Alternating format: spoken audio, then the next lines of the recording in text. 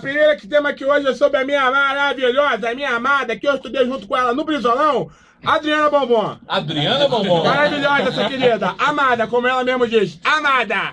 Então, qual é a da Bombom? você não sabe onde é que ela foi se meter? No aeroporto do Rio de Janeiro. Sério? Tava lá e pior. E pior. Tava combinando a mala de oncinha com o echarpe de oncinha. Muito glamour, muito glamour. O morro dessa aí não é pacificado mesmo. Que bafo, hein? Bafo. Outra fofoca, comprometedora, comprometedora.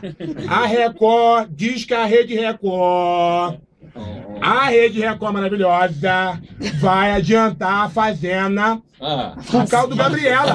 A Fazenda, Boleta. A Fazenda? Por causa do Gabriela. O Gabriela que vai ter na Rede Globo, que agora eu não vou perder por nada. Que dia começa lá? Você sabe? Ah, isso aí...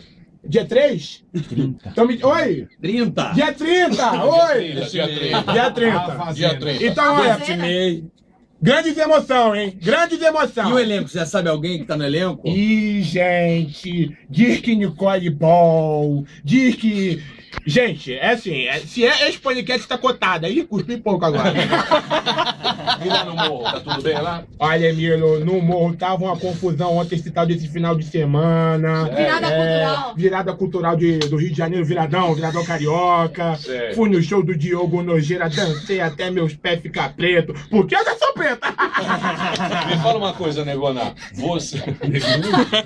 o seu morro não é pacificado, o seu morro? Não, tamo lá sem o PP, graças a Deus. Não veio polícia nenhuma meter a mão na minha cara, meter a mão na cara das minhas crianças, tá certo? Quantos filhos você tem? Olha, eu tenho pra mais de 15, mas de consideração. Lá em casa mesmo tem 3 meninas. 3 meninas, Boleta. Como chama? Que beleza, hein? Sueli, Jéssica e Gabrielen. Aliás, Gabrielen. Gabrielen. Gabrielen. Tava em dúvida entre um e outro, mas os bichos estavam Gabrielen, mamãe te ama. Gabriela e amor. Negona.